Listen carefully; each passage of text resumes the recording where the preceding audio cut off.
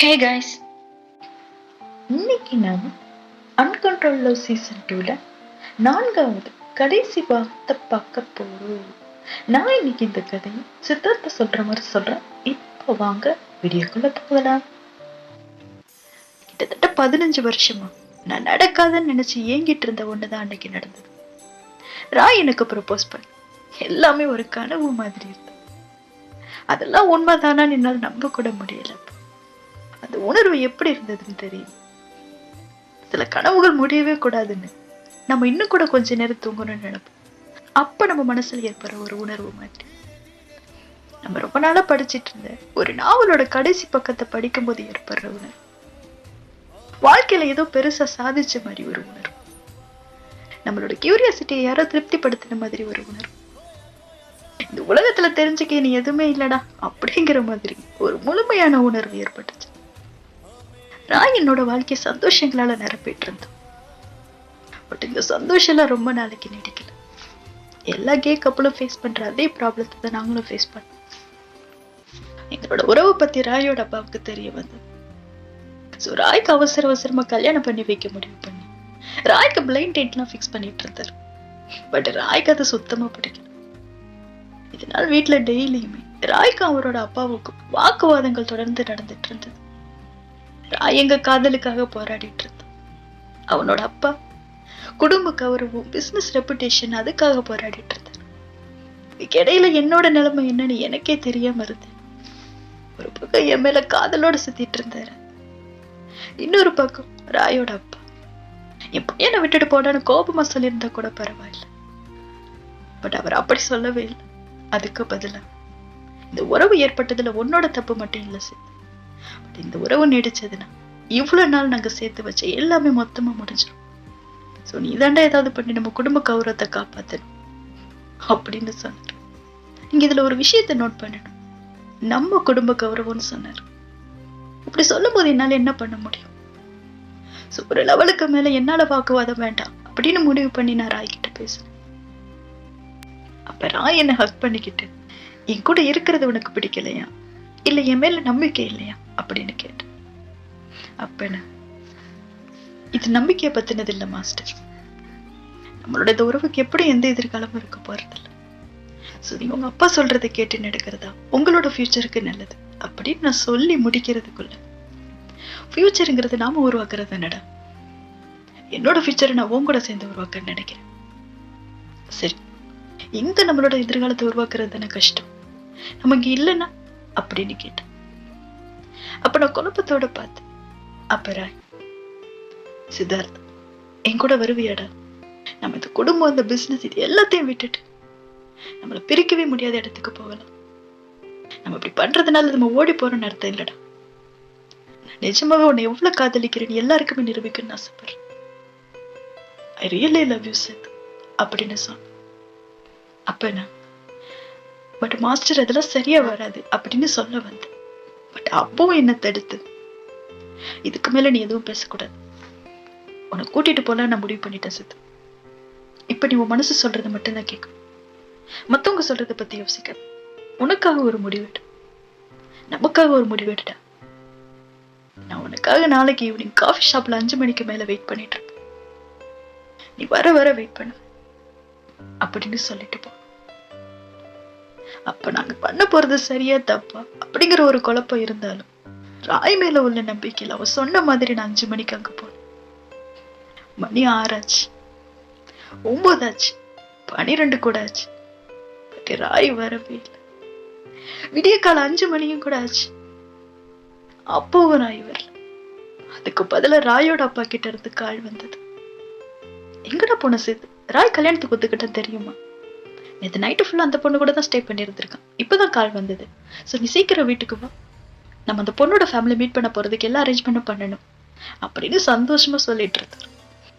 அப்ப என் மனசுல ஏற்பட்ட ஏமாற்றத்தை எப்படி சொல்றதுன்னு தெரியல.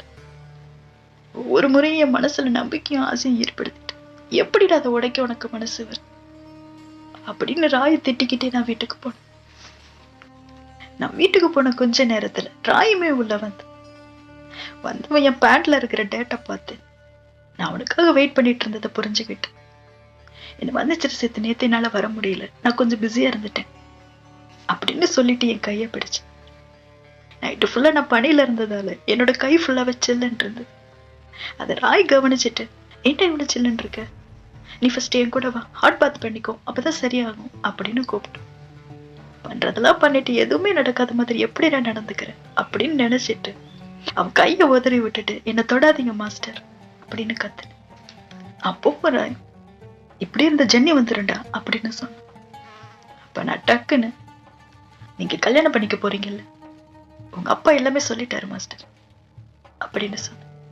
அப்ப ராய், ஓ சோ நீ அவர் சொன்னதை நம்பிட்ட அப்படித்தானே? என் மேல உனக்கு இருக்கிற நம்பிக்கை அவ்வளவுதானே? சரி, கடைசியா ஒரு தடவை சொல்றேன், நல்லா கேட்டுக்கோ. எனக்கும் என் அப்பா பிக்ஸ் பண்ண அந்த பைத்தியக்காரிக்கு இடையில எதுவுமே இல்லை. நான் அவளை கல்யாணம் பண்ணிக்க மாட்டேன்.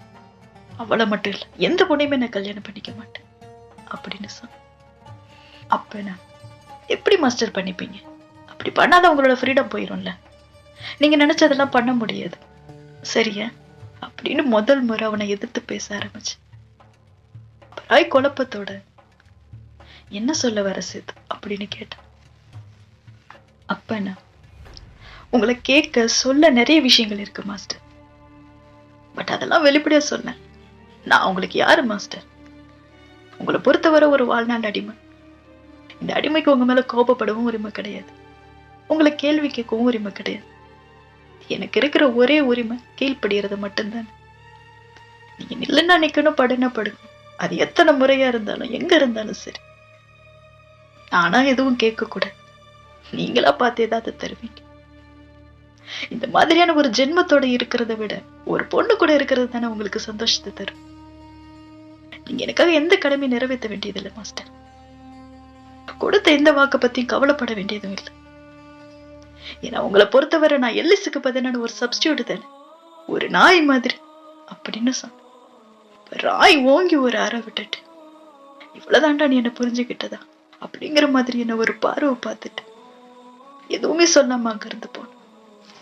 ஆக்சுவலா அன்னைக்கு என்ன நடந்ததுன்னு, ராய் என்கிட்ட சொன்ன மாதிரி ஆபீஸ் ஒர்க்கெல்லாம் ஹேண்ட் ஓவர் பண்ணிட்டு கிளம்பும் போது அவனோட அப்பா பிக்ஸ் பண்ண அவனோட ஆபீஸ் கேபின்லயே பார்த்திருக்கான். அவனோட அப்பா பிக்ஸ் பண்ண பிளைன் டேட் தான் அது அப்படின்னு தெரிஞ்சதும் அவனுக்கு இன்ட்ரெஸ்ட் இல்லை அப்படின்னு சொல்லிட்டு கிளம்பியிருக்கான். அந்த பொண்ணு வேற யாரும் இல்லைங்க, ஒரு முறை நானும் நினைச்சு ராய் ஒரு காரை சேஸ் பண்ணி சித்து சித்துன்னு காரோட விண்டோவை தட்டிட்டு நிற்கும் போது என்ன மாதிரியே ஹேர் ஸ்டைல் வச்சிட்டு இருந்த ஒரு பொண்ணை பார்த்தான்ல, அதே பொண்ணுதான். அவளோட பேர் ஜியாங். சோ அந்த பொண்ணு கிளம்புன ராயை தடுத்து பழைய விஷயங்களை ஞாபகப்படுத்த முயற்சி பண்ணிருக்கு.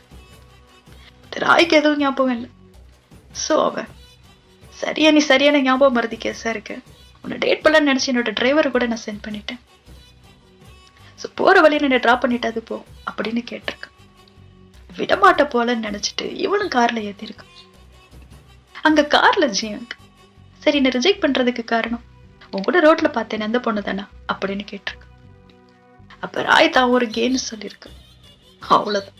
அதுக்கு அந்த லூசு நிஜமாவான்னு கேட்டுட்டு உடனே வீட்டுக்கு கால் பண்ணி, எனக்கு ராய ரொம்ப பிடிச்சிருக்கு, நான் கல்யாணம் பண்ணிக்கிறேன் அப்படின்னு சொல்லிட்டு, சரியான 7.5 பிடிச்சவளா இருப்பாளோ அப்படின்னு ராய் நினைச்சிட்டு, இப்ப நான் என்ன சொன்னேன்னு உனக்கு புரியலையா, நான் ஒரு கேன்னு சொன்னேன் அப்படின்னு சொல்லியிருக்கேன்.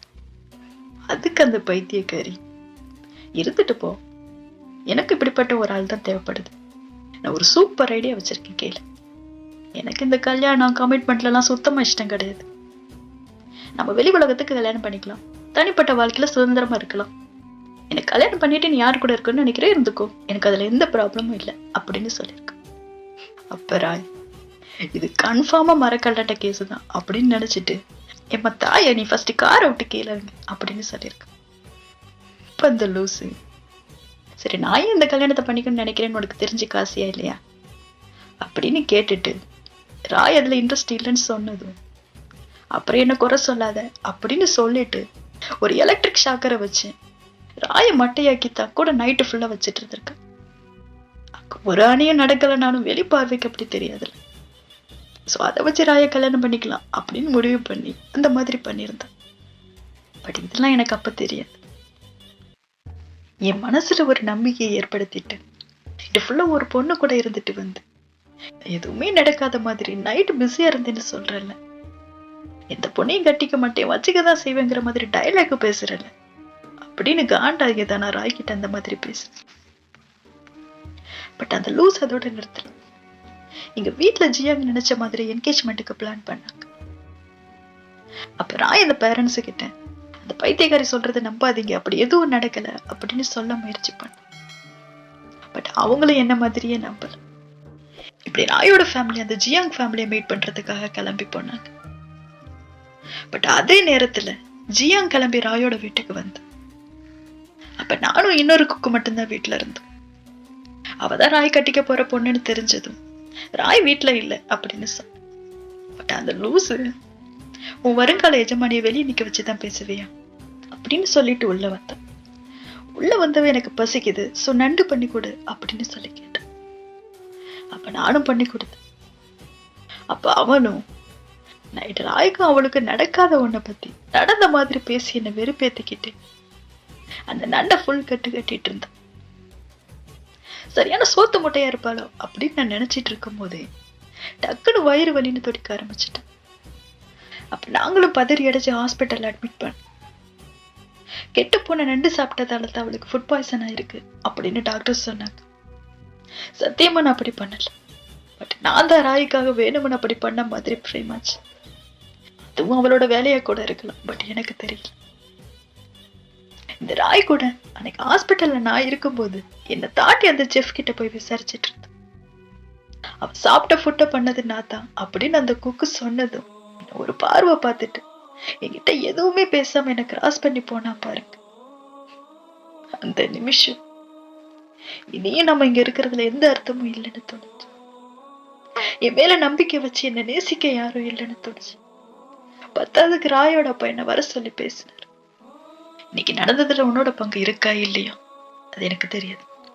பட் இதுக்கு மேலேயும் உன்னை எங்களால சகிச்சுக்க முடியாது. அந்த பாய்சன் கேஸ பத்தி நீ கேர் பண்ணிக்காது, அதை நாங்க பார்த்துப்போம்.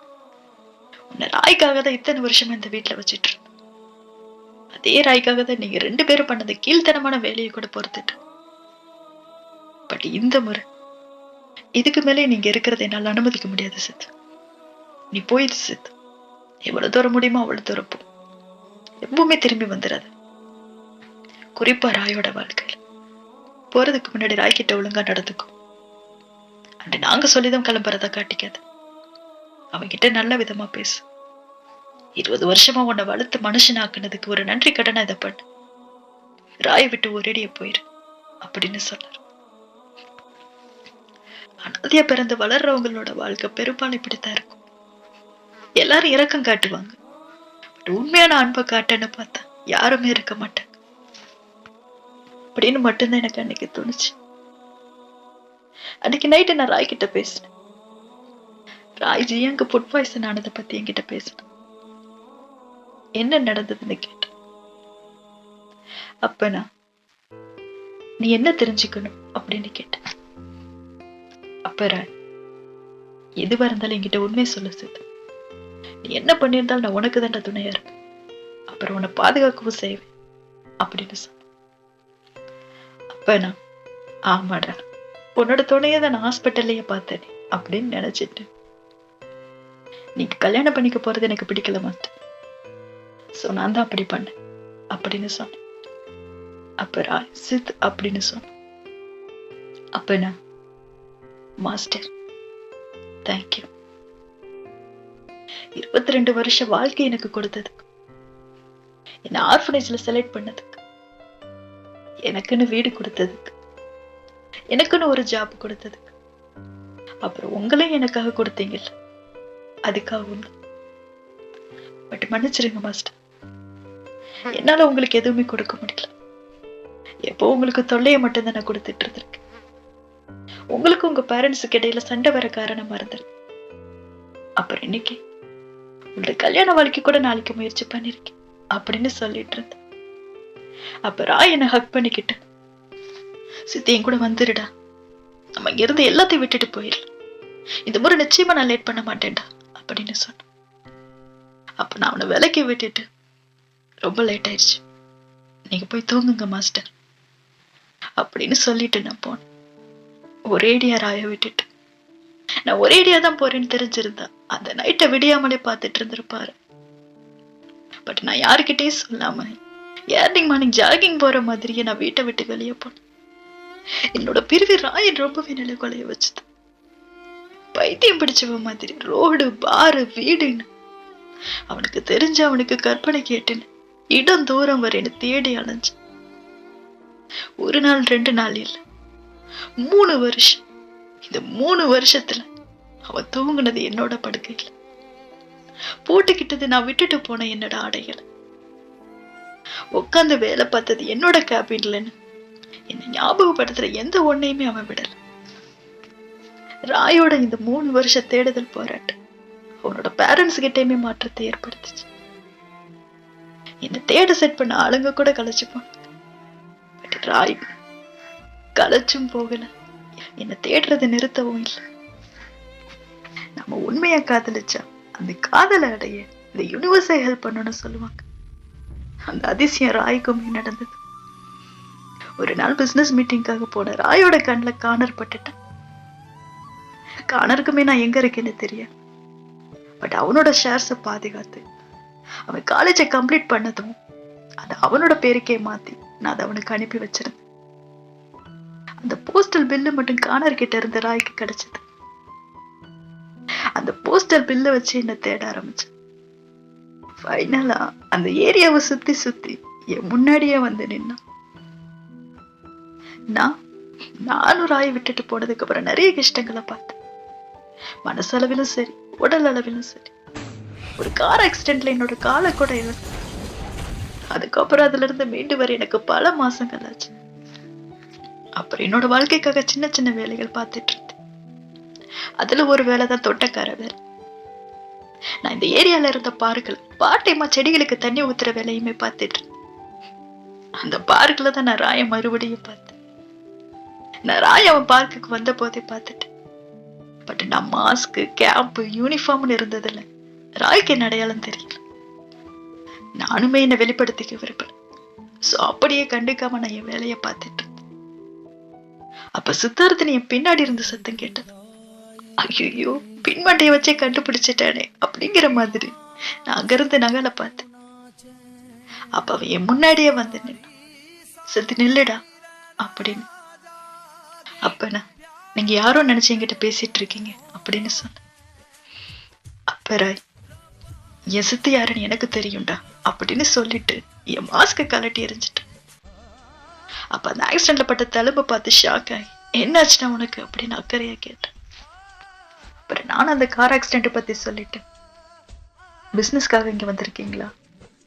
உங்களை பார்த்ததுல எனக்கு ரொம்ப சந்தோஷம் மாஸ்டர். பெரிய மாஸ்டர் மேடம் நான் கேட்டேன்னு சொல்லுங்க.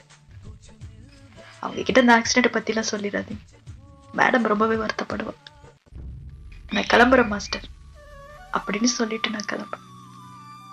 அப்ப ராய் பின்னாடி இருந்து என்ன ஹக் பண்ணிக்கிட்டு, சித்தி என்ன மன்னிச்சிரு, உனக்கு இப்படி ஆனதுக்கு நான் தானடா காரணம். என்னாலதான் உன் வாழ்க்கையில நிறைய கஷ்டங்களை நீ தாங்கிக்க வேண்டியிருந்தது. அப்படி ரியலி சாரிடா. எப்பவுமே நீ என்ன நம்பணும்னு நான் எதிர்பார்த்தேன்.